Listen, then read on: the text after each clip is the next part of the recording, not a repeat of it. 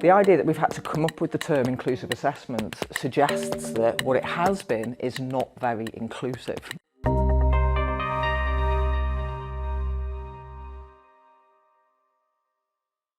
Thank you today for joining the podcast. It's around inclusive assessment, with today sort of drilling down a little bit further into what inclusive assessment is at UE and how that's developing and how we can work with that as an academic team moving forwards. So just to obviously introduce the panel, I'm James Hazard. I'm Director of Learning and Teaching and Deputy Head of School for Education and Childhood. Sure. Hi, I'm Rachel Miles. I'm the Director of Learning and Teaching in the School of Arts, and thanks for the invite, James. Pleased to be here. Thanks. I'm Rachel Williams and I am in the business school, so I'm a lecturer in organisation studies. I'm Nikki Bolt. I'm Deputy Head of Disability Service at UE. Thanks for having me. Thanks all. So into the first question, just to contextualise, what inclusive assessment is. How would you define it and what does it mean at UE at the moment? So I prefer to think of it in terms of more practical.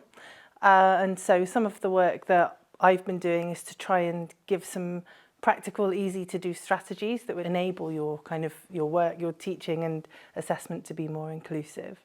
And so for me, it's a way of removing barriers for many students and to really concentrate on the job at hand in terms of having good learning outcomes that are actually what we should be assessing, and then assessing against those and removing as many barriers as possible. Yeah, I agree actually. For me, inclusive assessment is just about allowing all students to be excellent and produce excellent work.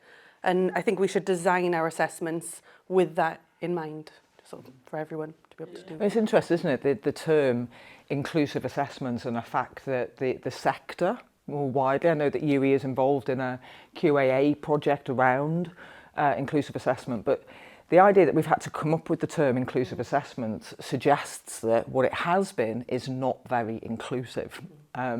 So I think some of it's about changing, like having an awareness of what assessment is in HE institutions at the moment, and that some of that isn't working, and how we kind of shift the goalposts on that. I think that there is a danger in higher education that at its worst, assessment can be quite a punitive process. And I think it can be a process that often is just right at the end of a whole load of the actual experience of learning that kind of goes on.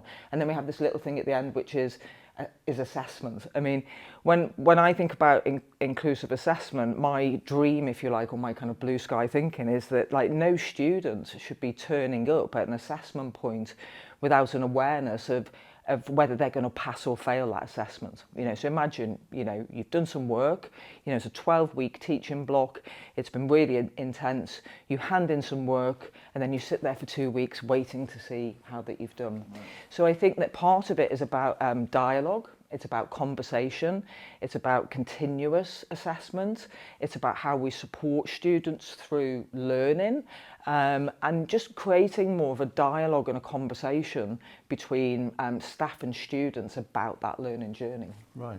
So do you think there's a shared understanding of inclusive assessment at UE? Do you think that's something that people would, if you were stopping in the corridor, they'd all have a similar answer? I think that's a really good question. I think like any movements in education, I think the terminology can take a while to kind of bed across the institution. I do think, all of the staff that I work with are really committed to students doing well. They're committed to students' well-being. And I think this term inclusive assessment, as well as maybe moving on the debate and the discussion about what assessment is actually allowing us as well to highlight good practice, so the inclusive practices that staff are already engaged with. So a lot of the time I think it's about having conversations with staff about, how do you do assessments, how does that go, how well are your students, what's the student feedback about what's going on in that and saying, oh, right, what you do already is inclusive assessment, right? How do we share that more broadly across other courses, other teaching practices? Yeah, no, I agree. I think there is, I suppose, a lack of awareness of what staff are doing is really good in places, and they are definitely covering a lot of the concepts of inclusive assessment. And when you go and have a chat with them and you're like, you include these components they're like, well, yeah, we're already doing that. So it's just that awareness of what it actually means, isn't it? I mean, the other thing I would say as well is it's our job. Like, we're in the sector, it's our job to, have conversations and dialogues about this. I think what's also interesting as a addendum to that question is, are students aware of what inclusive assessment is and what that might mean in terms of a change? And I think that we're communicating better with students around this banner of inclusive assessment, but I still think there's some work for us to do in conversation with students right at the beginning of their learning journey about what assessment is, what it's meant to achieve, and how we do it at UE. Completely. I really agree with you there, Rachel, in terms of the students, and it's something about moving the kind of dialogue away from a student's perspective. Right, what's the assessment? What do I need to do to pass it? And that focus on that all the time, and that kind of, as opposed to, here's my experience, and here are all the things that I'm learning, and that should be the assessment. What I'm learning, like the process of how I've learned and the mistakes I've made and the things that have happened to me, rather than necessarily, this is what I've achieved. This is what I've been able to, regurgitate to you in words that you like. It's a movement, isn't it, towards a focus on process rather than necessarily outcome. So I know we've had quite a lot of success in the School of Arts by, and it wasn't me that started, it were two very, committed and engaged programme leaders from the school who worked with the deputy head at the time, and then I've kind of come into that later and helped support it. But they started running pass-fail assessment pilots at level 3, which is our kind of foundational level, and level 4, which is the kind of first year that students start their degree with us. And we've seen amazing improvements across the board, so improved submission rates and improved pass rates. So that's the kind of data at one end that we know that it's working. But I think more interestingly for me is how it's supported that dialogue. So we start off when students arrive by saying, right, there's been some work in the College of Business and Law, for example, with Cathy Minute-Smith around the 3 Ps. So really highlighting to students, like, what is feedback? How do you know when you're on a course, when as a student you're receiving feedback? And what we understood from students is that they very much view feedback as this form that they get at the end of their learning.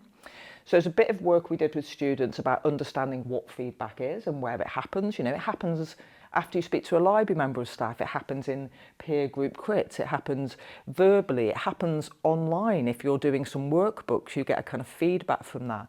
So broadening students' understanding of what feedback is and where it kind of happens. And then moving our assessment to pass-fail and based on some very clear learning outcomes. So what can happen then is a member of the tutor, the personal tutor that's looking after that student, can support those students through their projects with a conversation about what they're being assessed on, being part of that conversation, right? So, for example, we get a foundation student in, and then a couple of weeks into the project, we go, how's your work going? We look at the projects that they're doing, and we go, you know what, you're doing really well on this learning outcome, but we probably need to put a bit more emphasis on this kind of learning as we're leading up. So the work that they're doing, the expectations, the kind of conversations about getting them to do their best, are tied in from the beginning to where we want to get them to. So there's no surprises at the end. So this is what I mean about those students being able to turn up at an assessment point confident that they know what's going to happen in that space. And I think, we talk a lot about mental health and well-being. Having that conversation, I think, can stop us, or it can help us kind of support students become less stressed and less anxious at those cliff edges, which is I think what they've been in the past. No, it's really interesting. We've again a few questions around that project as well that we'd like to delve into a little bit. So what's our current kind of strategy then? What's the direction we're going in then as a university? Do you think you were involved in some work with the DLS and around inclusive assessment? What's on the trajectory? What's on the horizon? Yeah, so in UE programmes, what we have done is we've tried to really articulate some what we're feeling to be must-have strategies around inclusive assessment, things that people really need to be doing, and also then some value-added enhanced strategies that we really want to see in kind of modules and programmes around assessment, but also a bit around delivery. And then the UE programmes are running programme health checks, and so the work that we've done in terms of identifying these not necessarily easy to do, but easy to articulate strategies around inclusive assessment to be able to then be considered in those UE health check workshops. Yeah. So that's quite helpful, and there's been quite good dialogue when staff are mapping out the assessment journey, and this is when this happens and this happens and this happens. One of those strategies that we've identified is looking at the timing of the assessments really carefully across the whole programme and just working out, well, when's the bunching and what should happen, when.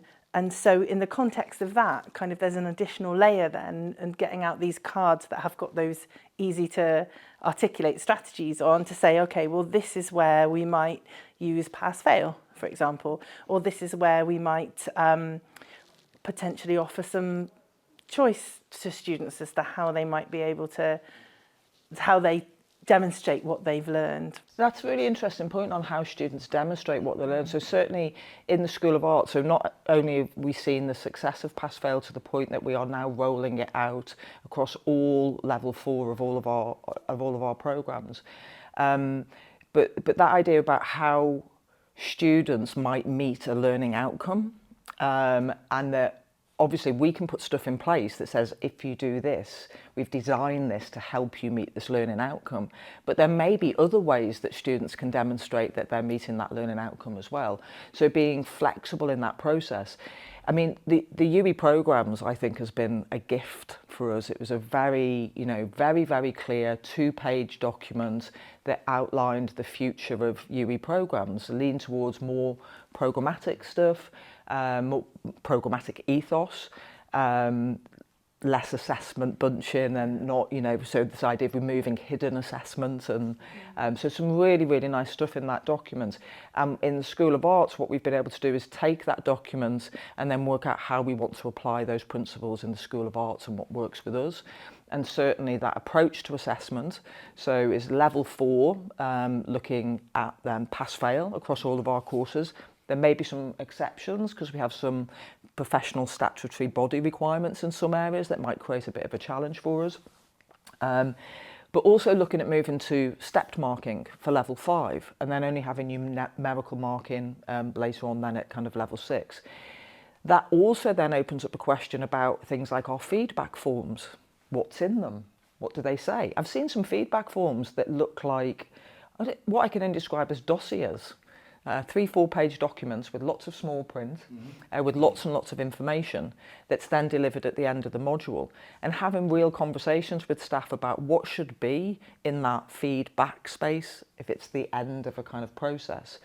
So we're looking at marking against learning outcomes rather than assessment criteria, and then using assessment rubrics to actually indicate the levels of assessment, whereas staff can use those rubrics to then discuss with the students about how they're doing and achieving those learning outcomes. So the UE programmes has kind of instigated, if you like, or inspired a lot of creative work, certainly in the School of Arts, about how best to put these principles into practice and what that might look like in a kind of creative arts school. Yeah, it's like a lens, isn't it, of many things like equality and diversity, digital education. You look at the programmes more holistically with this, with a slightly different view to be able to plan accordingly. How are things in organisational planning then? Yeah, so for us in the business school, rubrics are compulsory, so we're all using rubrics, and we've really tried to demystify the assessment process. So we have a dialogic assessment brief that we all use, so that tells students, what does it actually look like to pass? What do you need to do? What's the really important stuff?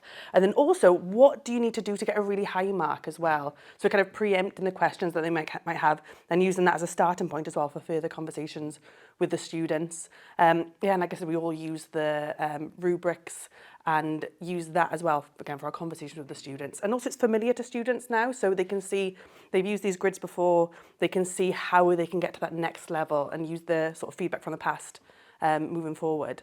Something else that we've been working on consistently in the business school as well is, because we're really keen to try and reduce our awarding gaps. And I think that's a really important part of inclusive assessment, is that regardless of your background, you should be able to, like I said, succeed, do well, and everyone should have sort of an equal opportunity to do that.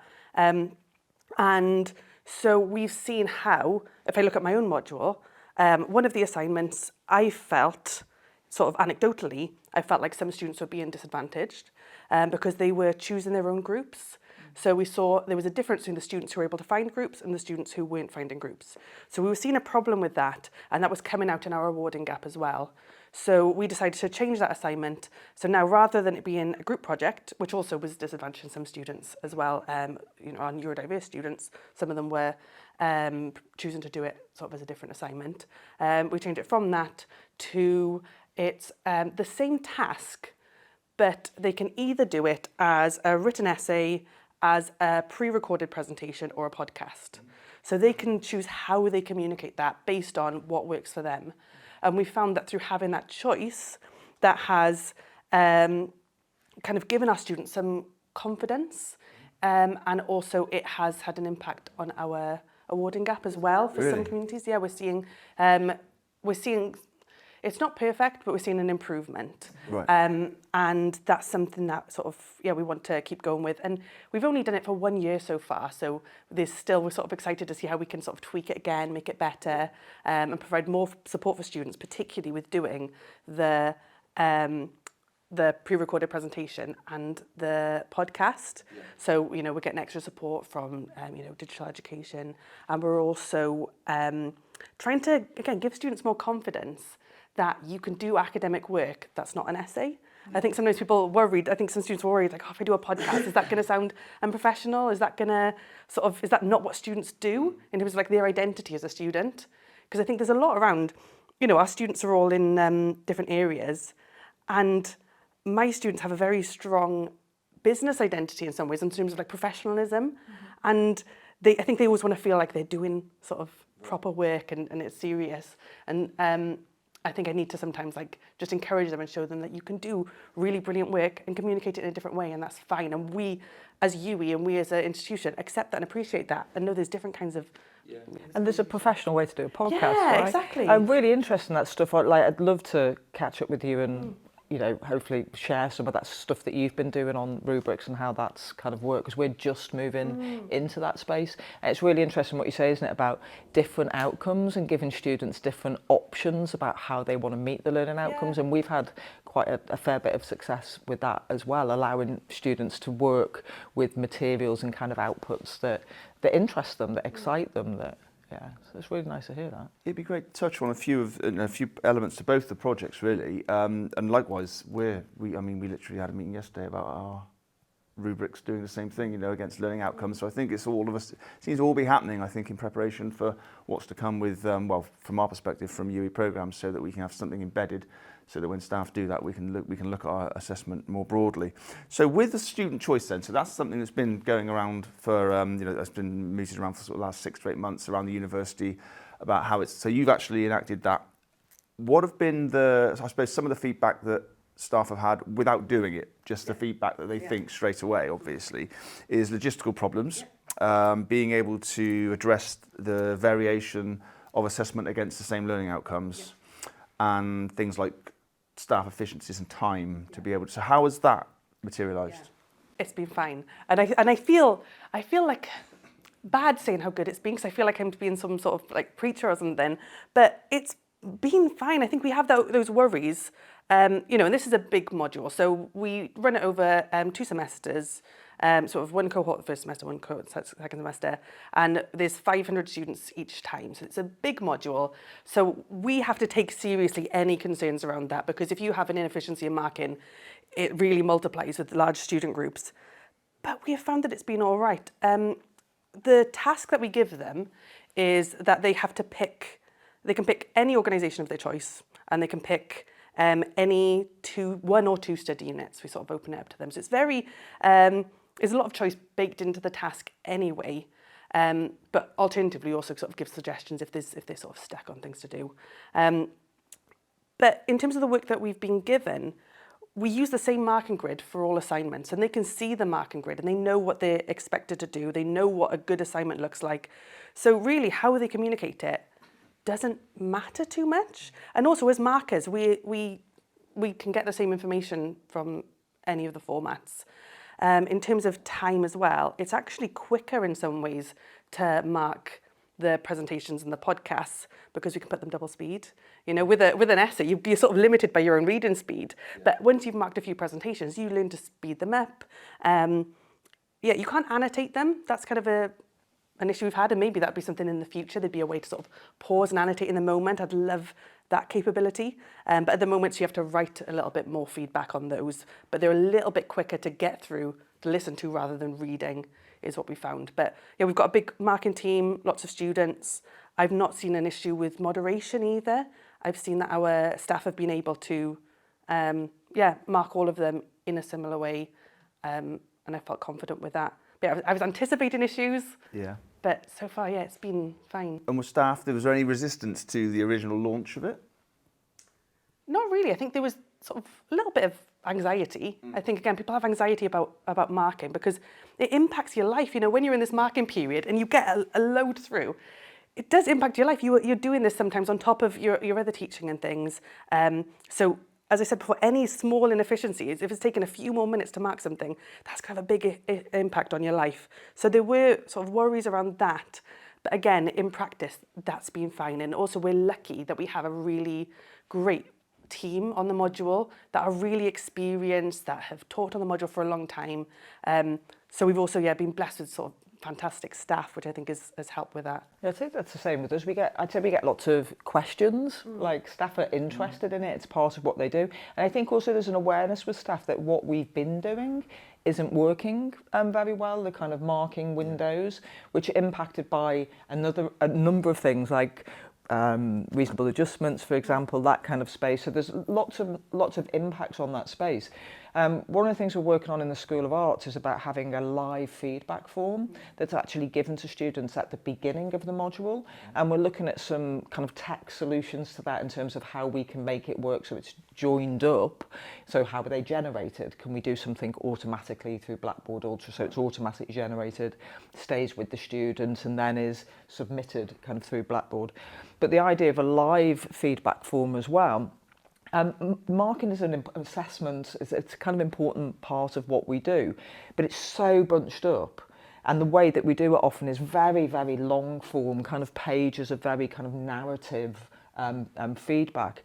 So the idea about making a live section on the form is that dialogue goes on through the module, is recorded, and then by the time we're getting to the assessment point, actually what we're looking at is a small amount of summative assessment that pulls those strands together, and then a section which is feed forward for future projects. So staff know, we've just done this project, and staff know the projects, they know them in detail, what students are going into next. So there they can use that space to advise students about what they need to do to kind of prepare to succeed well in the next module. So we're hoping that will have a kind of impact on that just that the marking effort and the kind of intensity of it. How do we even it out and make it more dialogic? And how have you found, from a student feedback perspective, has any of this gone into that kind of feedback loop to sit with students and get that intelligence of how they've found it? Has it been favourable in both the projects and the work that you've prepared for UEP, etc.? Student feedback in the School of Arts has been very positive. We did have a small number of students at the beginning. I think were very, very nervous. So, for example, something around pass-fail, because I think there's a sense, and a lot of this is about the educational experience of those students before they arrive with us, but that they felt that they used marks as a that helps me achieve, because the aim is to get a kind of good mark. And we had quite a lot of discussion with those students about moving that learning away from a kind of focus on a mark so that we can actually focus on the work. The feedback since we've done the project we've had from students has been quite positive, so ranging from it being more dialogic, them having more conversations about their work and what they need to achieve, that like some of our students saying that they felt more able to take risks with their work and actually push it to the point that they might break it and it doesn't work out very well. But what they've learned from that process, and really indicating to students that we are assessing their learning, not just this final output. I think students have really appreciated that. Fantastic. Yeah, I think for us, the students who did take the plunge and did a podcast or a presentation, really sort of enjoyed that and really got into the process. And I also saw with specific students a real improvement from their first mark, which was really great to see. So, because their first mark on our module, we kind of tie in the first assignment that it's an essay, we give them the case study, we give them what study units to use, they've got sort of specific question, then the second one is sort of really opened up. But so for the students who picked sort of a presentation or a podcast, we saw this improvement in their marks, and that was, like I said, really exciting to see. But not many students picked a presentation or podcast. Right. And that's something I think that, we need to really question and think about why that was. Is it a bad thing? Because it could not be, but at the moment it feels like there are people who could benefit from communicating in a different way and are not right now. It's interesting because we found the same thing. So we would give a lot of options for assessment, but I think we have to remember that students have busy lives and, financial considerations. A lot of them are working and stuff, and actually in some environments students will go to what's most familiar. So if students feel like they understand what an essay is and what is available, they will go to that. But it's interesting that we found that the same stuff, so we provide these options, but actually not that many students are taking up that variety of options. They said to me as well that it was in terms of how they think and communicate as well, as in they were saying some of them planned to do a podcast and then went to write out their thoughts first, did it quite last minute, I'm pretty honest with me, like I was finishing off the night before, and I thought, well, for me to communicate, to write it all out, it doesn't need to be perfect, I can go back and edit it, whereas it's harder for me to edit a recording. Yeah. So, there were some things around that. Like I said, it's going to be an ongoing conversation and thing to improve. It's really interesting that the reason why this idea around inclusive assessment is to come forward is to make students' life easier and not rely on essays. It's like the comfort zone, isn't it? It's like that's a safe space because probably historical context with prior education, but it's like getting them the opportunities there, but moving them away. How do you feel, I suppose, the connection with graduate attributes and the expectations of kind of professional suitability? So going into a law practice, for example, and having those writing skills, is there like a preventative measure so students can't always do podcasts, and actually developing the assessment skills they will need in the role? I mean, it's interesting that you concentrate on law and business, but actually I think that all students are going to use writing and need to be able to communicate in writing. Currently, I'm not saying that's not going to change for the future, but currently in the world, writing is a skill that you need to succeed right across all of our programs. And we do need to work out how we are building that, especially I suppose in the creative arts. I think we get a lot of students who come into the creative arts because maybe writing wasn't what they felt they were very good at school, or didn't feel like they could engage with it very well. So we do need to get those students to a certain skill level of that, and I think this comes down to about where we place those options. I think we also have to remember is there isn't just one type of writing. So the essay is a really interesting format, right? But who's the audience for an essay? It's an academic tutor and a student, and it's got this form that's been built up over a long period of time. We run a third-year dissertation module called Independent Research Project, where we actually get students to identify a journal, think about the audience, and write a journal article. So at least it's a piece of writing that it's in a professional environment, that they're learning the skills to write for certain audiences, rather than just demonstrate how well they can produce an argument in writing to a tutor. Completely, so it is more about actually thinking about those writing skills and the different types of skills. It's very different if you want to write a recipe, or you want to write a screenplay, or you want to write a journal article, or you want to write poetry. I mean, there's lots of different forms of writing. So it doesn't always have to be a different media, but I think we can be really creative about the types of writing and expression that we're asking students to produce. So before we go on to like the sort of final part of the kind of discussion around sort of next steps, just a question around the pass-fail and some of the, obviously there's discussion around pass-fail, there's discussion around even failing or passing in year one, isn't it? It's just solely feedback and getting rid of that. Do you find, or has there been any feedback around kind of aspirations and some students saying, I really want to get an 80, that's what drives me, that's what motivates me?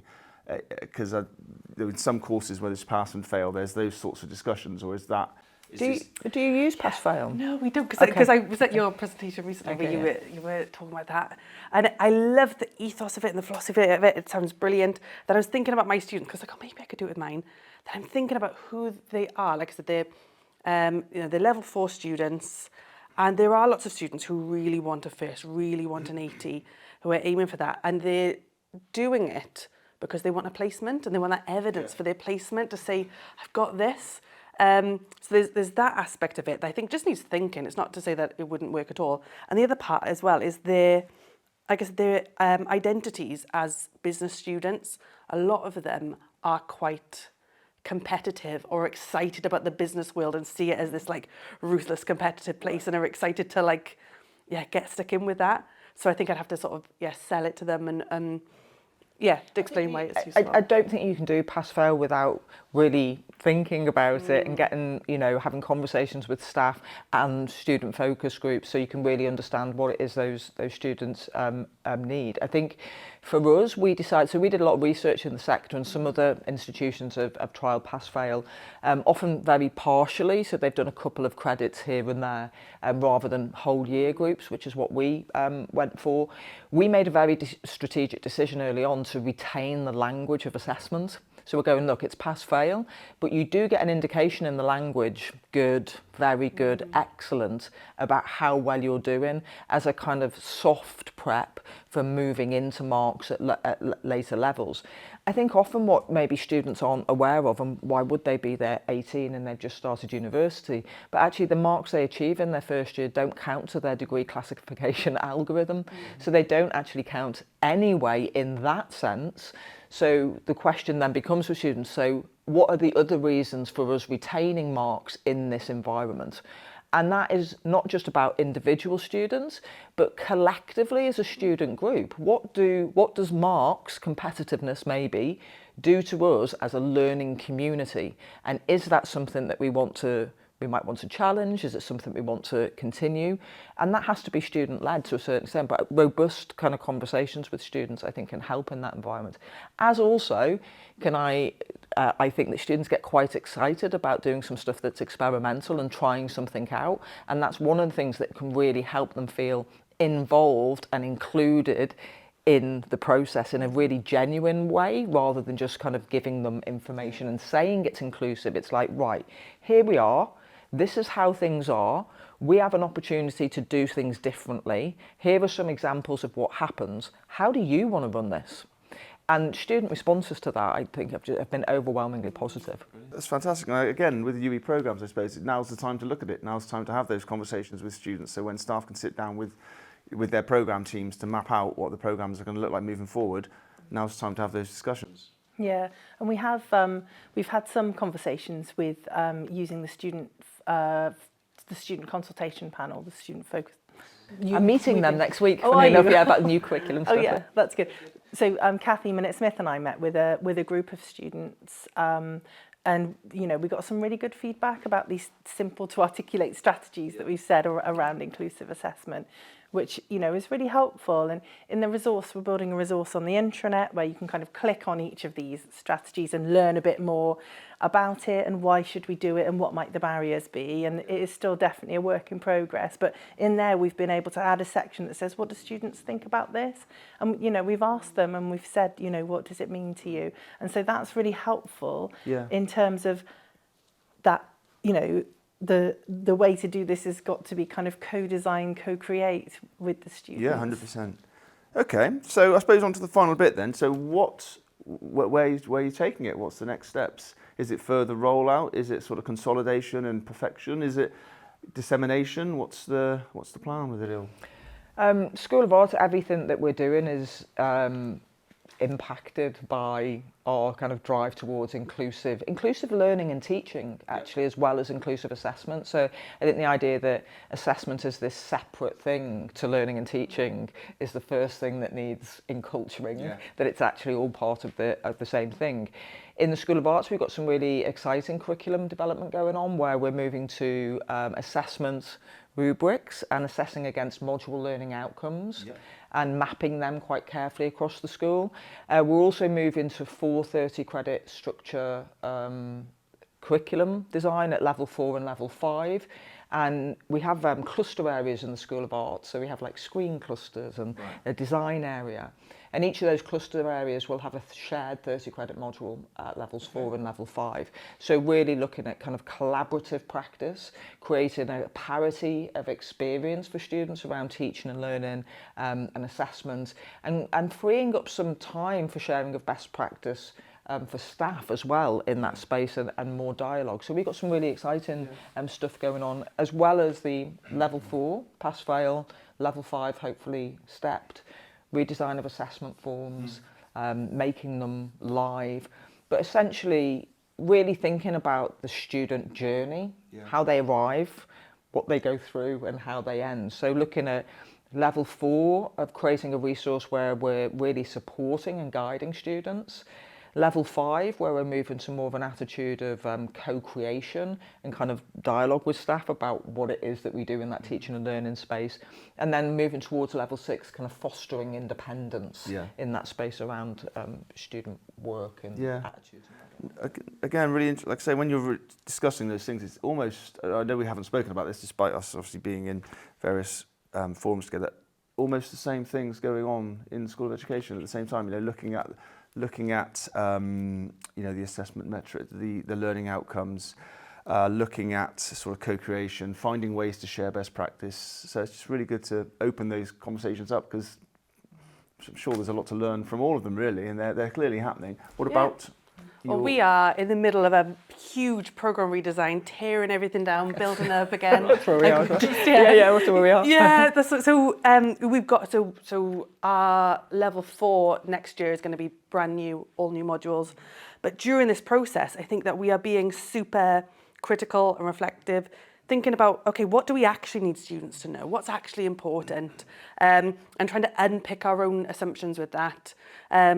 Assignment choices being sort of is going to carry on, and like I said, as we're redesigning everything, we're really doing it with inclusivity in mind, and as I said, with reducing awarding gaps, because I think that's one of the most important things that we sort of want to focus on.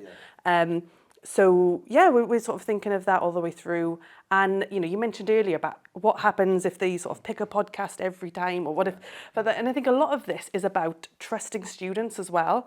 They are adults and they can make their choices, and they know where they want to be and where they want to go. And we can sort of create this platform and environment for them to do that, for them to get the skills that they need for their future and for their lives. So I think a lot of it is kind of trying to individualise that as well. So lots of really exciting stuff. And that awarding gap stuff is so important. We talk about inclusive. It really does include those metrics. I was reading an interesting paper today on Wonky about also class as a kind of metric, as well as the kind of awarding gap. And I think that, School of Arts, one of the things that made me incredibly happy this year, my first year role as Director of Learning and Teaching, was how the staff came together, and we really did a kind of effort to look at everything we're doing in an attempt to reduce that awarding gap. And we reduced it from 18 to 6% in the space of a year last year. So really good success in that environment, which we're happy to kind of continue having dialogues, with colleagues and kind of sharing. But that broad awarding gap across lots of different metrics, I think that has, and it is in the designed workbook. So part of the curriculum development, I think it's senior quality advisors, that kind of area that's developed these workbooks, have lots of information and areas so that staff can really talk about like EDI, all the different kind of aspects of it, but also have links to all the kind of relevant data, and really think about where we are now, what we need to improve, and how to put that into the design of these new programs, whether it's at level or across all kind of levels. Yeah, so in the UE programmes space, I think we've identified our strategies, but really now we're, our teaching staff and our design teams are looking at them, sometimes maybe meeting them for the first time, this concept of, could I use that? A bit like your story, Rachel, about when you're saying, could I use pass fail? And just people are having those experiences. And I think now, in a way, we need to let it settle a bit, and we need to develop we need to find some champions, we need to find where it's working really well for those particular different things, and then we just need to kind of we just need to talk about that and bring more people on. You know, it is going to need a bit of conversation. I think the other thing to bear in mind as well is this, not that any of us would want this to go away, but this isn't going to go away. You know, if UE signs up to the Disabled Students Commitment, for example, which is definitely wants to, in there, one of the things is students need to have choice in how they demonstrate their learning. It's there for us to get that kind of accreditation or accolade. For us to get that badge, we're going to need to be able to do that, and so we've got to promote it. It's interesting because we've just done a series of the workshops around the workbook for UE programs for our postgraduate provision, and I think what was brilliant in that space, working at a university is a very busy job. There's always lots of pulls on your time. And we're working in a more digital space than we have before. I mean, I do lots more online meetings now than I ever had. And what those workshops provided was a real forum and space for groups of staff to get together and look at the data, discuss this thing, like workshop kind of challenges, and I think we don't often have enough time and space to do that kind of work. So the workshops was really refreshing as that space where that dialogue could happen. So I think they're well designed in that sense. So it brings us to the end. The final bit was obviously we discussed. We went out to our colleagues and asked if there were any questions that they'd like answered. There were 3, 2 of which have been answered. But there is one specific question that a colleague asked: is how you consider basically neurodiverse students in the decision making that you've made around your projects.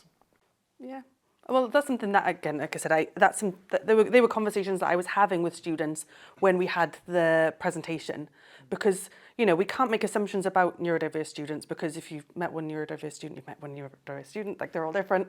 So it would have some who'd love the presentation, but it was typically I was seeing more neurodiverse students who were concerned about the group work, concerned about presenting. So I think it's including them in the discussion, in the conversation as we're redesigning things. And as I said, trusting students, listening to students, not coming at it with sort of skepticism if someone tells us that they sort of are struggling with a certain thing or might need something adapted.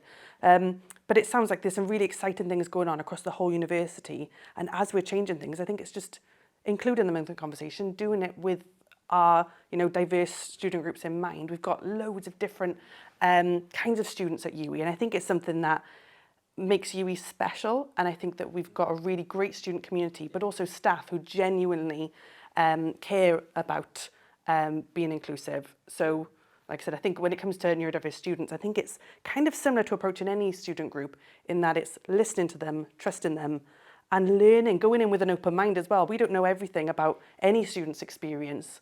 So yeah, listening to them. It's also very much research informed now. We have neurodiverse networks within the university that are looking more in detail in how to support. So yeah, fantastic. I would just like to say what Rachel said, absolutely, I mean, I think that there's been, a really positive move towards more discussion and awareness about neurodiversity, how it impacts students, in terms of how they engage with learning and teaching, what that experience is. Again, I would say I don't, what I like or what I see as effective in my kind of daily practice is when students and staff are having those conversations, where we can facilitate those conversations and make sure as we're designing stuff is that all of those groups are involved in that design process, and it's sensitive to all aspects of that. I mean, that's what truly inclusive means at the end of the day. Right, well, thank you. Fascinating. And thank you all. It brings us to the end, really. So just again, thank you for supporting the very interesting discussion, and look forward to working with you on these in the future. Thank you.